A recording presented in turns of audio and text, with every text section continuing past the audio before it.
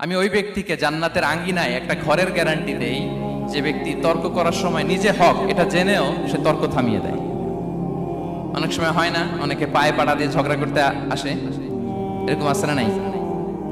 আপনি চুপচাপ দেখবেন একটা বাজে কমেন্টস করতেছে, আবার কমেন্টের নিচে কমেন্ট, আবার গালি, হ্যাঁ আছে না এরকম? বিষ্ণু বলেন নিজে হক এটা জানার পরেও আর যাতে তর্ক না বাড়ে, যে তর্ক থামিয়ে দেয় জান্নাতের আঙ্গিনায় তাকে আমি একটা ঘরের গ্যারান্টি দেই। وببيت في وسط الجنة لمن ترك الكذب وإن كان مازحا। আর ওই ব্যক্তিকে আমি জান্নাতের মাঝখানে একটা ঘরের গ্যারান্টি দেই যে ব্যক্তি কৌতুক করার সময়ও মিথ্যা পরিহার করে। করতেছে কৌতুক, ফান করতেছে, আর হি ইজ কিডিং, পান করে, কৌতুক করে, কিন্তু কৌতুকের সময়ও সে মিথ্যা বলে না। এই স্বভাব যাদের, তাদেরকে আমি জান্নাতের মাঝ বরাবর একটা ঘরের গ্যারান্টি দেই। এরপর বিষ্ণু কি বলে দেখেন, তিনি বলেন وببيت في أعلى الجنة لمن حسن خلقه।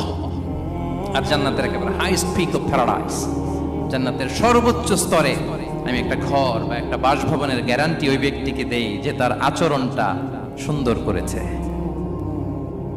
যে সুন্দর আচরণের অধিকারী হয়েছে, তাকে জান্নাতের হাইস্ট পিকে আমি একটা বাসভবনের গ্যারান্টি দেই। তাহলে বলেন তো আমাদের আচরণটা সুন্দর করার দরকার আছে না নাই? এটা খুব ছোটখাটো একটা আমল, তাই না?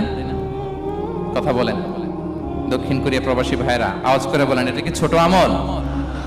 দেখলে সালাম দিব, সুন্দরভাবে কথা বলবো, ভালো উইশ করব, হ্যাঁ, হিংসা জিঘাংসা অহংকার থেকে মুক্ত থাকবো, খিটখিটে মেজাজের হব না, অলওয়েজ স্মাইলিং ফেস থাকবে আমার, হৃদ্যতাপূর্ণ আচরণ। এই কাজটা কি ছোট আমল?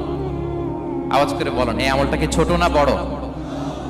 প্রিয় ভাইরা, বিষ্ণু ইসলাম সবার সাথে এরকম মাধুর্যতাপূর্ণ আচরণ করতেন, ছোট থেকে বড়, নারী থেকে পুরুষ, বন্ধু থেকে শত্রু, সবার সাথে সুন্দর আচরণ করতেন। এবং তার এই চমৎকার আচরণে মুগ্ধ হয়ে তার অনেক শত্রু মুহূর্তে তার বন্ধুতে পরিণত হয়েছে।